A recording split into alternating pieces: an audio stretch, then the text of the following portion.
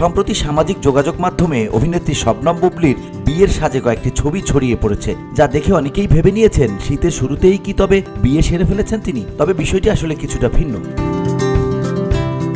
জানা গেছে এসব ছবি শুধুমাত্র একটি ফটোশুটের অংশ, যেখানে বুবলি বউ সাজে সেজেছিলেন। এই শুটের আয়োজক ছিলেন জনপ্রিয় কোরিওগ্রাফার গৌতম সাহা, যিনি বলেন, বুবলিকে নিয়ে আমরা 3টি শুট করেছি, ওয়েডিং, হলুদ ও মেহেদি। সে খুব আন্তরিকতার সাথে কাজ করেছে এবং সময় মতো কাজে যোগ দিয়েছে। এটি বুবলির সঙ্গে গৌতম সাহার প্রথম কাজ নয়। পূর্বে একাধিকবার তাদের সহযোগিতার কথা জানিয়েছিলেন এই কোরিওগ্রাফার। তিনি বলেন, বুবলি এখন খুব ভালো মেয়ে, কাজ ছাড়া আর কিছুই চিন্তা করে না। শুটিং সেটে তাকে খুবই পরিশ্রমী মনে হয়। কাজ শেষ না হওয়া পর্যন্ত সে খাওয়া দাওয়ার কথা মনে রাখে না। সম্প্রতি আমরা একটি বিউটি পার্লারের ফটোশুটও করেছি। VOD Bangla news desk.